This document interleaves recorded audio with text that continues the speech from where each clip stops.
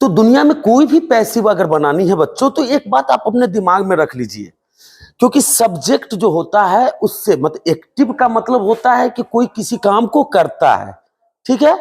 जैसे करने वाला जो सब्जेक्ट होता है वो मौजूद होनी चाहिए।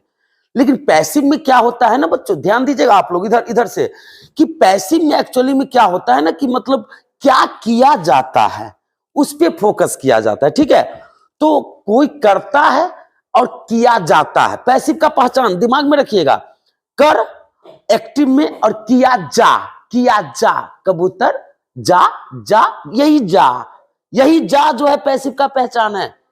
जैसे करता है, अब इधर देखो, किया जाता है, कर रहा है, किया जा रहा है, कर चुका है, किया जा चुका है, ऑलरेडी बन जाएगा। दिमाग में रखना है। अब देखिए बनाने का सीधा ट्रिक समझिए, सब्जेक्ट के बाद हेल्पिंग वर्ब, हेल्पिंग वर्ब के बाद मेन वर्ब, और उसके बाद ऑब्जेक्ट। एक्टिव में आपको रहता है नॉर्मली ऑब्जेक्ट को हम बना देंगे सब्जेक्ट, लेकिन किस ऑब्जेक्ट को बनाएंगे? तो जो क्या का जवाब देता हो, किसी का जवाब देता हो, और किसको का जवाब देता हो। राम आम खाता है, खानाई से पूछेंगे क्या खाता है, आम। मेरी मां मुझे प्यार करती है, प्यार करना से पूछेंगे किसे प्यार करती है, मुझे। और राम ने रावण को मारा, किसको मारा, रावण को।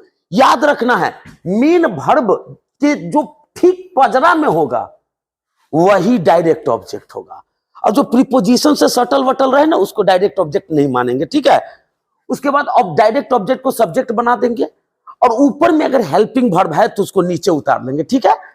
और उसके बाद याद रखना दोस्तों, सबसे मेन पॉइंट, पैसिव वॉइस का हेल्पिंग वर्ब अपना भी होता है।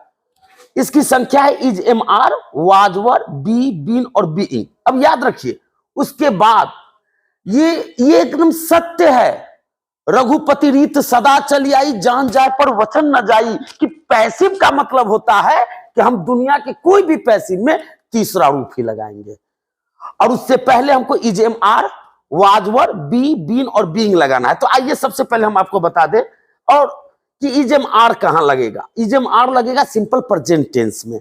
सिंपल प्रेजेंट टेंस, अब देखिए सिंपल प्रेजेंट टेंस, सब्जेक्ट के बाद V1 V5 प्लस ऑब्जेक्ट। कोई आदमी किसी काम को करता है, हमने ऑब्जेक्ट को सब्जेक्ट बना दिया।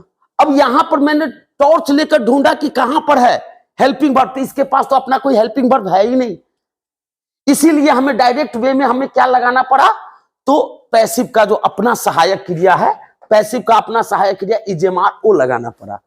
और इसके बाद ध्यान दीजिएगा वर्ब का तीसरा रूप, और बाई के बाद जो ये सब्जेक्ट है ना, ये यहाँ पे ऑब्जेक्ट बन के आया, आई मी में बदल जाएगा, वी अस में बदल जाएगा, यू यूए रहेगा, सी हर में बदल जाएगा, ही हिम में बदल जाएगा, ये यहाँ पे आएगा, ठीक है।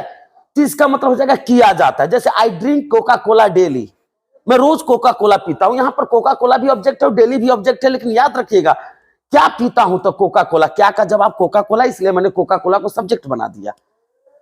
कोका कोला इज, यहां पर देखिए यहां पर कोई सब्जेक्ट और यहां पर क्या है, इसके बीच में कोई हेल्पिंग वर्ब नहीं है, खाली जगह, इसलिए यहां पर अपना जो एक्टिव का हेल्पिंग वर्ब होना चाहिए वो आया ही नहीं, ये डायरेक्ट पैसिव का हेल्पिंग वर्ब इज आया। और उसके बाद ड्रिंक को मैंने ड्रंक कर दिया बाय लगाकर, यहां पर मैंने क्या किया, आई को मी कर दिया। कोई भी sentence, the cow gives milk, milk is given by the cow, बहुत ही सिंपल है। लेकिन लोचा कहां होता है, एक बात जान लीजिए, लोचा होता है सिंपल प्रेजेंट टेंस के निगेटिव में, क्योंकि निगेटिव में इस जगह पर डू और डज दोनों के साथ नॉट लगता है, उसके बाद वर्ब का पहला रूप और उसके बाद ऑब्जेक्ट। अब पहला रूप क्यों लगता है, पांचवा रूप क्यों नहीं लगता, क्योंकि ये जो डज है इसमें ईएस लगा हुआ है, जब ईएस लग गया तो दोबारा एस या ईएस लगाने की जरूरत नहीं है। अगर इसको पैसिव में बदलना है तो इसको ऑब्जेक्ट को बना देंगे हम सब्जेक्ट, और सब्जेक्ट बनाने के जो दरअसल में है ऑब्जेक्ट, ठीक है।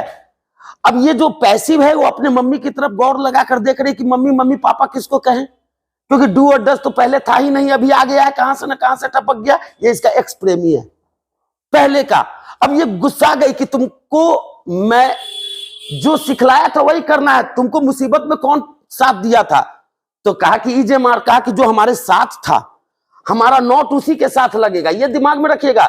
अगर हम एक्टिव में डू डज को देखते हैं तो हम पैसिव में इज, एम आर लगाएंगे, यहां डू डज में नॉट है, यहां पर हम इज, एम आर के साथ नॉट लगाएंगे, यानी कि डू डज में नॉट नहीं लगेगा, नीचे इज एम आर में नॉट लगेगा, क्योंकि मैंने उदाहरण देकर बताया है कि ये संगम फिल्म वाली हाल हो गई कि हीरो जो है शादी कर लेता है और एरोप्लेन क्रैश में मारा जाता है, और इसके बाद हीरोइन जो है एक बच्चे की मां होती है, वो दूसरा शादी कर लेती है, बच्चा थोड़ा सा बड़ा होता है, तो जो एरोप्लेन क्रैश में मारा गया था वो भी फिर टपक जाता है।